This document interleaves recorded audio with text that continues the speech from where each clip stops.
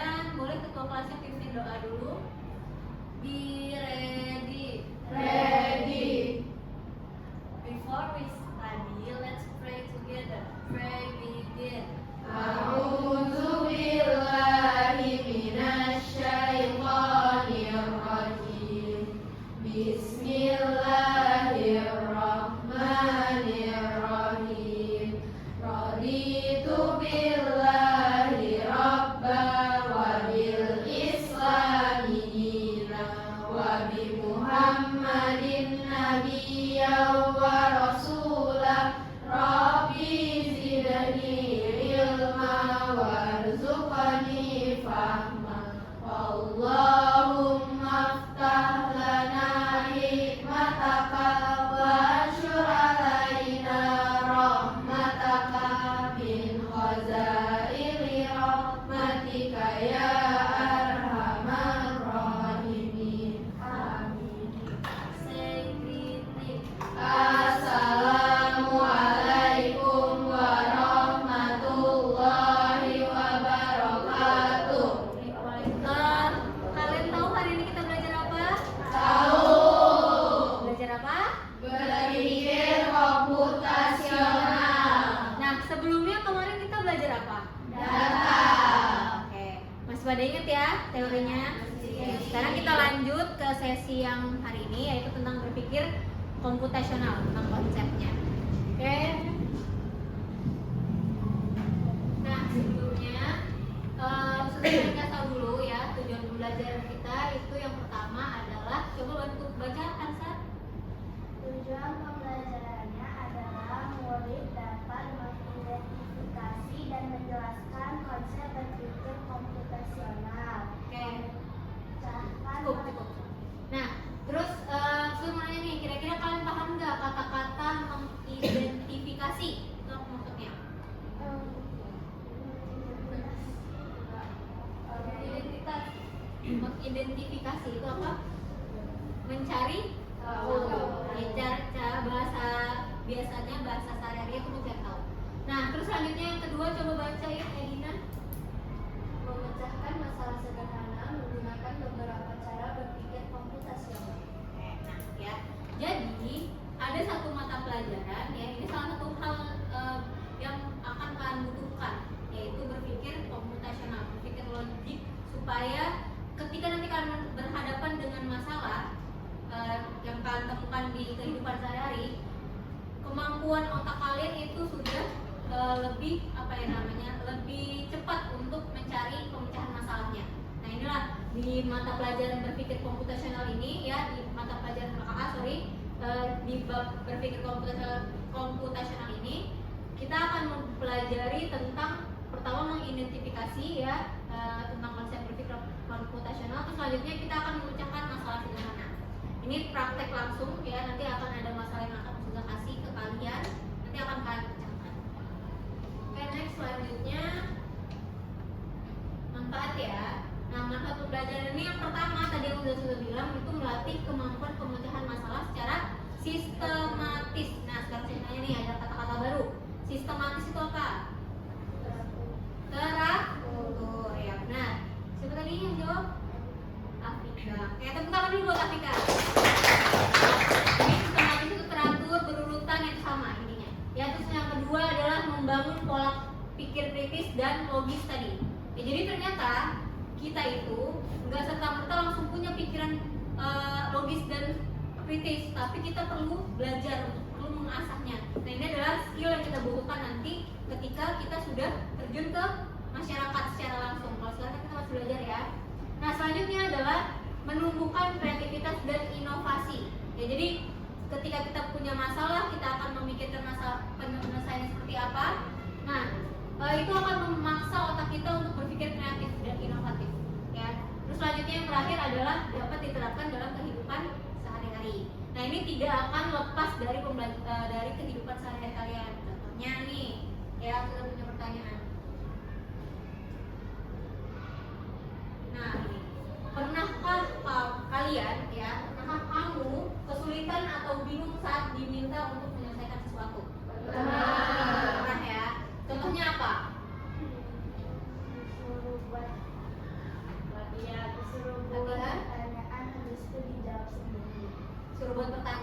jawab sendiri. Oke, ada yang lain?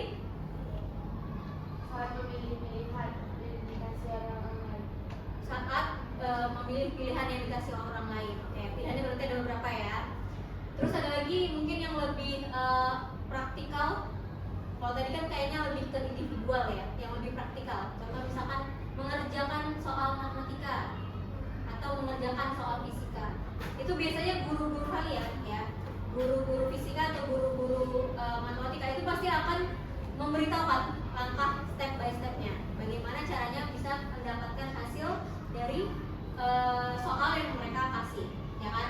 Nah itu salah satu hal yang akan berkaitan dengan berpikir komputasional tadi. Ya, nah terus selanjutnya pertanyaan kedua ya. Nah ini pernah nih kayaknya kemarin pas 17 Agustus ya. Nah, pernah ketika diminta sama Ustazah Ulfa untuk mendekor kelas, apa aja yang kalian lakukan? Satu orang, coba bantu jawab. Yang pertama dilakukan apa?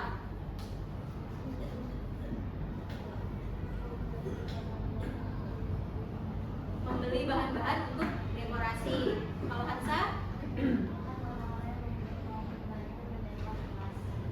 Mengumpulkan orang-orang yang membantu mendekor kelas. Nah, itu salah satu penyelesaiannya, ya. Benar. Jadi yang pertama dilakukan itu sebaiknya menentukan dulu kita mau ngebuat apa. Setelah kita tahu kita mau ngebuat apa, kita bisa bagi nih jadi beberapa kelompok supaya dekorasi itu bisa selesai tepat waktu. Selanjutnya baru kita identifikasi barang-barang yang kita butuhkan itu apa aja. Kita mau bikin dekor yang seperti apa. Nah, nanti setelah itu baru kita bisa set target, kita bakal nyelesain proyek kelas ini, proyek dekorasi kelas ini sampai hari apa. Oke ya. Oke. Baik, kita lanjut lagi. Nah, ini persepsi. Kalian suka main games nggak? Suka. Ada yang nggak suka main games? Nih, boleh angkat tangan. Hansa, ada lagi? Yang nggak suka? Oke, berarti rata-rata suka ya, suka main games. Nah, di games itu pasti ada level-level tertentu ya. Setiap naik level itu pasti akan mendapat kesulitan yang lain atau akan berhadapan dengan musuh. Contohnya misalkan kayak games Mobile Legends mungkin ya, itu kan dia selalu berhadapan dengan musuh dan kita dituntut untuk apa sih? Menyerang. Nyerang. Nah, sebelum nyerang itu kita ngapain? Skill untuk melawan. Skill. Iya, untuk melawan mereka. Skill, oke. Sebelumnya mempersiapkan Skill. strategi, ya kan? Kalau kita nggak siapin strategi nih, contoh, misalkan kalian mau main games yang online ya, jadi berhubungan dengan beberapa orang tapi di dunia nyata ya, jadi tapi melalui games nih. Terus kalian tahu nih lawan kalian ini berat, atau jangan games ya. Contoh aja misalkan kayaknya sudah lihat nih pada suka main volley ya.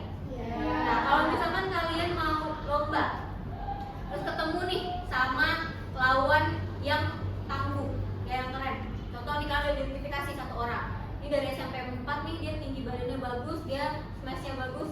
Nah, kira-kira yang kalian lakukan apa? Mempersiapkan diri pertama, terus yang kedua mengatur strategi. Ya kan, menyusun nih siapa nih kira-kira yang nantinya akan di posisi yang bisa ngelawan dia. Yang maksudnya ketika kita bikin formasi itu bagaimana caranya kita bisa tidak-tidaknya mengurangi deh kebobolan poin, benar ya? Nah, itu salah satu dari cara kita untuk secara langsung kita udah melakukan itu tadi, berpikir komputasional. Ya, berpikir komputasional itu apa sih jadinya sekarang? Kalau tadi kita sudah kasih pertanyaan, berpikir strategis. Oke, boleh?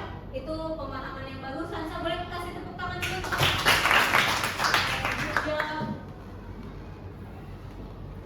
Oke, nah sekarang sebelum kita masuk ke materi, Ustazah punya games. Siapa yang mau maju? Hansa, oke boleh.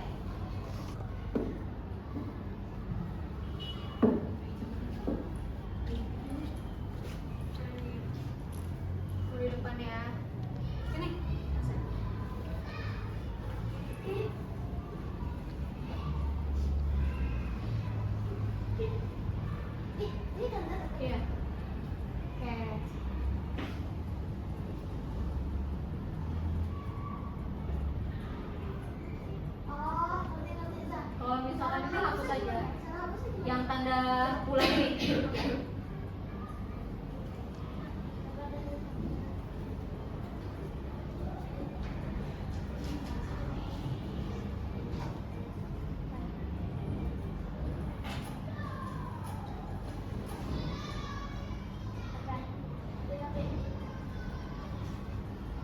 Oke,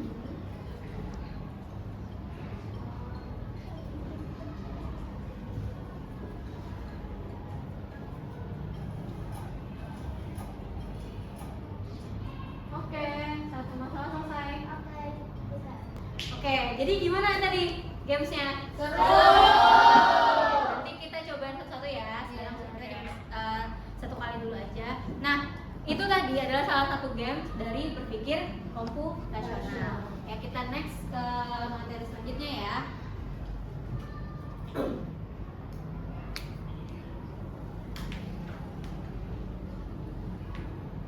Oke, nah ini dia materinya ya. Jadi berpikir komputasional itu adalah cara berpikir logis dan sistematis tadi ya, runut atau berurutan agar bisa menyelesaikan masalah dengan efisien layaknya komputer ya, seperti layaknya komputer. Nah, jadi bukan berarti kita jadi robot ya, tapi kita dilatih untuk berpikir sistematis tadi, logis, supaya kita dapat menyelesaikan permasalahan-permasalahan yang terjadi di kehidupan sehari-hari. Nah, oke, ada 4 cornerstone atau pilar dalam berpikir komputasional. Nah, ini nggak bisa kita lepaskan ya, tergantung terhadap masalah apa yang kita hadapi. Yang pertama itu ada namanya dekomposisi. Coba ulangin. Dekomposisi. Oke, nah itu adalah memecah masalah menjadi bagian yang kecil-kecil ya. Contoh nih, misalkan kalian diminta Kanopi untuk mengelompokkan bola yang ada di Almarina, yang ada di gudang di bawah tuh. Kan kita punya bola basket, punya bola voli banyak, ada bola kaki juga mungkin ya. Ada bola apalagi misalkan. Nah, kira-kira kalian akan mudah untuk mengelompokkannya itu kalau kalian bawa semuanya atau kalau kalian bawanya satu-satu? Atau dua-dua? Satu-satu kan, sedikit-sedikit kan? Nah, itu adalah salah satu secara tidak langsung itu udah kalian terapkan di dalam kehidupan sehari-hari, yaitu dekomposisi. Nah, dia memecah masalah yang besar menjadi bagian kecil-kecil supaya mudah dikerjakan. Oke, atau contohnya misalkan anggota OSIS ya. Nah, ketua OSIS ya itu punya program nih, mau melaksanakan kegiatan outing kelas misalkan, atau kunjungan ke mana ya, ke panti asuhan. Nah, itu kan berarti butuh banyak ya, butuh ada yang bagian transportasi, ada yang bagian konsumsi ya, ada yang bagian apa itu namanya, penggalangan dananya mungkin ya, penggalangan dana, atau bagian untuk ngumpulin barang-barang yang dibutuhkan. Terus habis itu ada bagian-bagian lainnya, sekretaris, bendahara juga mungkin dibutuhkan ya. Nah, kira-kira kalau misalkan ketua kelasnya aja nih yang kerjain sendiri, bisa nggak? Enggak. Ya. Jadi dia harus apa? Harus berbagi siapa aja yang bertugas, siapa aja yang mendapatkan bagiannya. Berarti harus berbagi peran. Oke, gitu ya. Jadi itu salah satu dari penyelesaian masalah menggunakan dekomposisi tadi. Nah, selanjutnya adalah pengenalan pola. Kita belajar untuk mengenali pola. Contohnya nih, misalkan kalian ketika hari Minggu biasanya kalian tuh suka nonton film hingga larut malam jam 12 malam. Sehingga ketika pagi bangun nih kesusahan tuh jadinya ya, hingga akhirnya kalian berangkat sekolahnya terlambat. Nah, itu selalu terjadi terus-menerus. Nah, itu kan sebuah masalah ya. Nah, kira-kira dari masalah tersebut ya, inti dari permasalahan itu ada di mana? Letak permasalahannya? Tidur malam ketika malam di hari Minggu ya, besoknya mau sekolah kan. Nah, jadi penyelesaiannya bagaimana? Tidur lebih cepat, betul ya. Oke, nah itu salah satu dari sederhananya pengenalan pola. Selanjutnya ada yang namanya itu abstraksi. Nah, abstraksi ini adalah mengambil inti. Oke, coba sebutin sama-sama dulu nih. Abstraksi. Abstraksi. Oke, good ya. Ini kan kalimat-kalimat yang mungkin gak biasa ya, makanya sudah minta kalian untuk sebutkan ulang. Nah, mengambil intinya aja. Contoh misalkan kalian menemukan apa ya, sepeda yang rusak. sepeda yang rusak ini kira-kira kalian akan lihat satu persatu atau kalian langsung temukan permasalahannya. Contoh dia masalah yang rusaknya itu ternyata rantainya copot.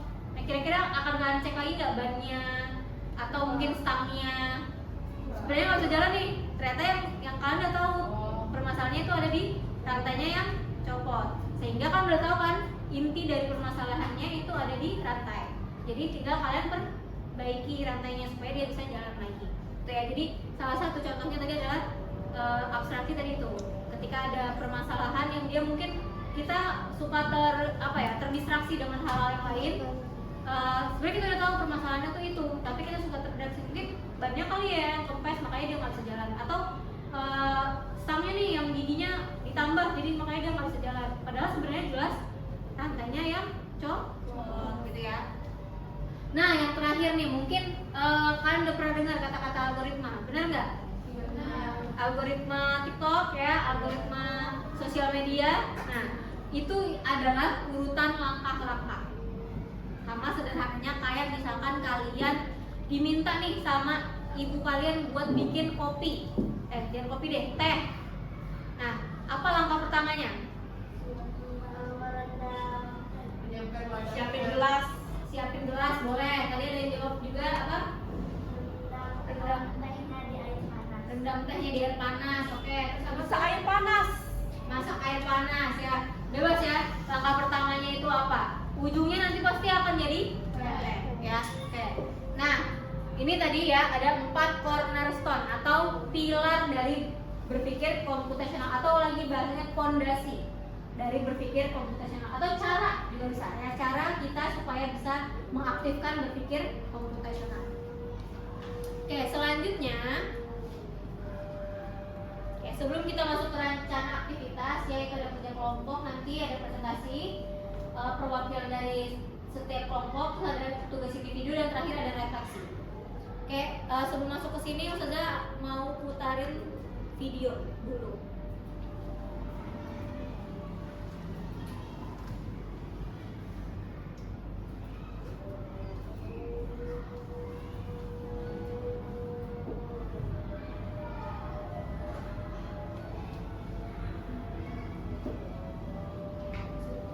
Pernah nggak kita ngadepin soal ujian yang susah banget sampai bingung mesti gimana? Kode. Nah, dari kode program yang rumit ini, mereka bisa bikin berbagai aplikasi yang kita pakai sehari-hari. Oke, gimana cara berpikir komputasional? Ada 4 teknik berpikir komputasional. Pertama, dekomposisi. Dari isu yang besar ini, kita bisa pecah jadi isu-isu kecil yang gampang buat ditelaah. Jadi pada akhirnya, isu besarnya bisa terjawab. Kedua, pengenalan pola. Pola kayak gini bikin kita lebih gampang ambil keputusan. Terus yang ketiga, abstraksi. Singkatnya, teknik ini bikin kita pakai informasi yang penting-penting aja. Jadi bisa fokus ke inti masalah tanpa terjebak mikirin hal-hal lain. Dan yang terakhir namanya algoritma. Urutin informasi buat mencari sebuah masalah atau meraih tujuan tertentu. Jadi kita tahu harus ngapain dulu. Para programmer yang udah jago biasanya pakai diagram akhir kayak gini buat menggambarin alur prosesnya. Ini namanya flowchart. Setiap bentuk pun ada artinya Ada masing-masing. artinya. Ya, nanti kita akan belajar juga sih. Oke, sekarang kita udah ngerti tentang berpikir komputasional dan proses. Tapi ternyata kita mungkin aja udah terapin konsep berpikir ini dalam kehidupan kita sehari-hari. Misalnya pas lagi makan siang di sekolah, kegiatan ini bisa kita pecah jadi kegiatan yang lebih kecil. Karena udah biasa jadi tadi, kita pun jadi hafal soal pertanyaan-pertanyaan di kepala kita itu alias sekolah. Kita pun nggak perlu tahu itu kantin beli bahan di mana. Yang penting misalkan enak dan sehat. Nah, semua hasil pemikiran tadi kita susun jadi proses sistematis. Dan selamat, kita udah menerapkan konsep berpikir komputasional. Gak percaya? Coba lihat tugas sekolah kita sehari-hari. Banyak banget tugas yang bisa kita selesai pakai teknik-teknik tadi. Jadi berpikir komputasional nggak sering berkedengaran ya. Dengan berpikir kayak gini, kita justru bisa lebih gampang menyesuaikan diri sama dunia yang semakin banyak dipengaruhi oleh teknologi. Gak kalah sama komputer. Dan seperti biasa, terima kasih. Oke, itu ya tadi ya. Oke. Nah, kira-kira setelah nonton video ini, kalian jadi lebih paham nggak apa itu berpikir komputasional? Paham ya? Oke. Nah, kalau sudah paham, sebelum kita lanjutin, kita kasih dulu. Ada yang punya pertanyaan? Nah, saya mau nanya, dari 4 pilar pelajaran BK ini yang paling sering terjadi di kehidupan sehari-hari itu apa? Oke. Nah, yang paling sering terjadi itu sebenarnya semuanya itu ada pasti kemungkinan dibutuhkan ya, entah itu abstraksi, pengenalan pola, algoritma ataupun dekomposisi, tergantung permasalahan yang dihadapi itu apa. Tapi biasanya kalau kita berkaitan dengan langkah-langkah itu pasti kita perlu menggunakan algoritma. Tapi kalau misalkan kita dihadapi oleh masalah yang kompleks, itu pasti kita penyelesaiannya tergantung nih, kira-kira lebih cepat menggunakan pengenalan pola atau dekomposisi atau abstraksi, tergantung dari masalah yang dihadapi ya. Oke, setelah nanti kalian kerja kelompok atau berdiskusi dengan teman di sampingnya, selanjutnya nanti itu adalah akan presentasi ya. Nanti yang presentasi yang mewakili aja, boleh 1 orang dari beberapa kelompok. Nanti gak akan semua kelompok ya. Jadi untuk pertama itu kita harus siapkan Oh ya kayak gitu. Iyalah.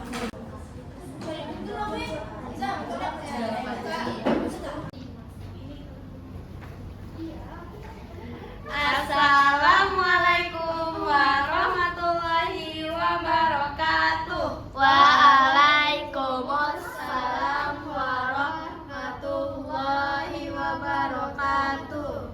Kami dari kelompok 1 akan mempresentasikan hasil diskusi kami. Kelompok kami beranggotakan Edina Maula Fatia, yaitu saya sendiri, dan Afika Nur Azahra. Saya. situasi yang kami pilih membuat jus semangka. Apa masalahnya? Di rumah tidak ada gula karena habis. Apa tujuannya meminum jus semangka di siang hari yang panas? Langkah-langkahnya, pertama, membeli gula di toko terdekat. 2. Menyiapkan bahan-bahan seperti wadah, semangka, blender, es batu, dan gula. 3.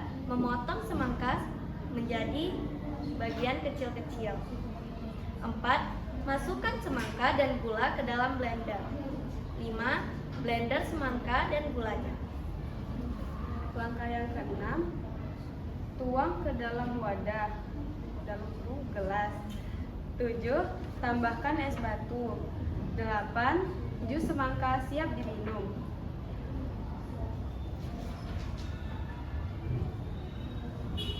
Di sini kami ditanya, apakah langkah yang kalian buat dapat dipahami orang lain? Kami jawab, ya, karena sudah detail dan sudah kami tanyakan ke kelompok lain.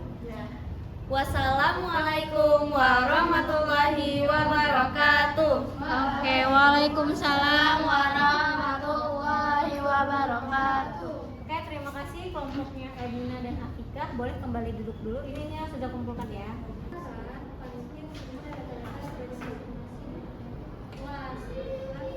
Mana nih yang untuknya jadi data yang penting? Misalnya nomor 4 juga kalau nggak ngerti ya. Itu apa soalnya? Dalam rangka perayaan ulang tahun kemerdekaan NKRI. Itu dibaca dulu. Ini kira-kira dari data yang bawah ini, mana sih data-data yang penting yang perlu ada ketika pendaftaran?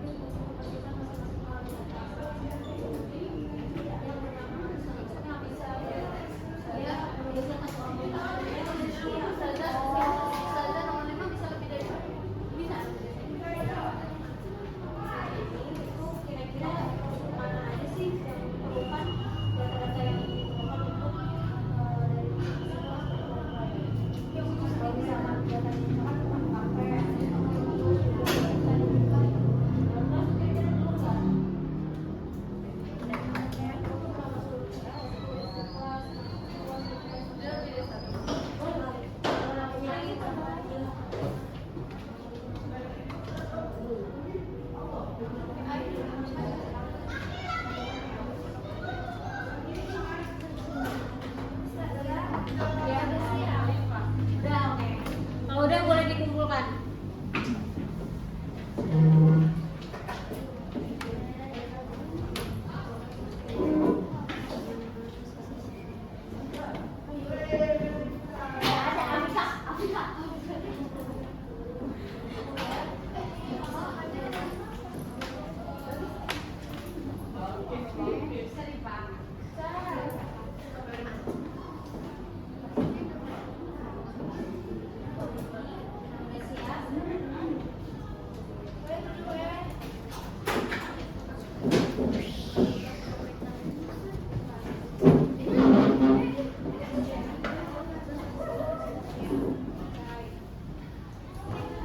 Oke, sip semua ya. Oh, isi belum?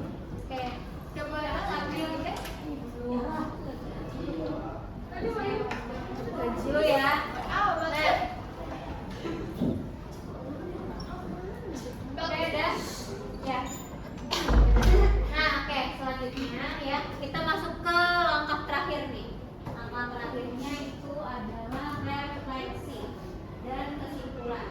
Nah, kira-kira siapa yang bisa memberikan kesimpulan dalam mata pelajaran materi kita hari ini? Hansa, oke, Hansa apa? Kesimpulannya bahwa kalau misalnya kita mau memecahkan masalah, kita harus berpikir logis dan sebagainya. Oke, good job, kasih selanjutnya yang lain, siapa yang bisa kasih refleksi nih? Refleksinya dari pertanyaan saja adalah apa hal baru yang kalian dapat dari materi ini? Apakah sebelumnya materi ini udah pernah kalian dapatkan? Belum. Nah, kira-kira apa hal baru yang kalian? Oh, aku jadi tahu nih. Apa namanya? Dengan dekomposisi ya. Nanti dengan menguraikan masalahnya ya. Oke. Dan lagi yang ngerasa ada hal baru?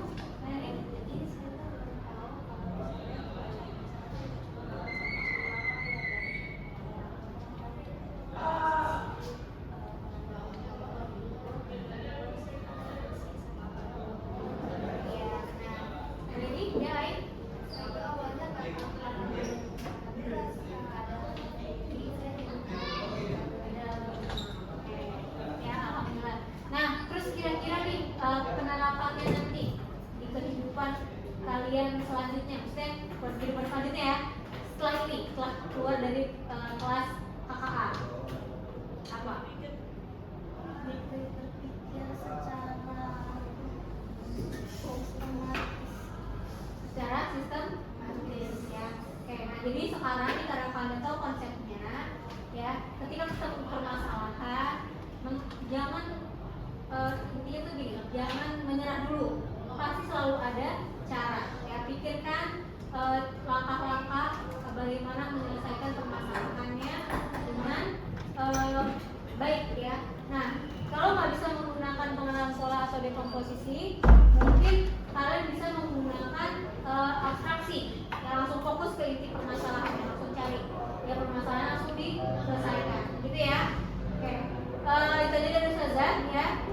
Semoga materi hari ini bisa menjadi bekal kalian dalam kehidupan sehari-hari, yang bisa kalian praktekkan dalam kehidupan sehari-hari, bisa bermanfaat untuk kehidupan sehari-hari untuk kalian. Nah, setelah ini kira-kira ada pertanyaan nggak? Ya udah semua ya. Mantap, good. Oke, Adina boleh bantu untuk doa keluar kelas. Be ready.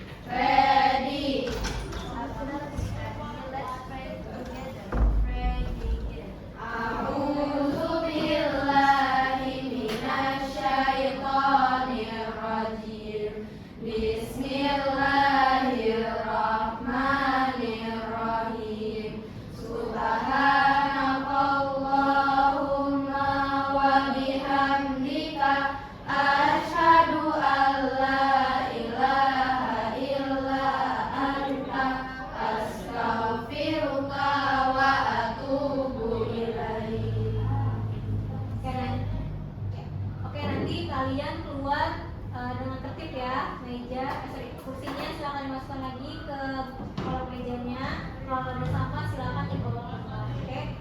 diri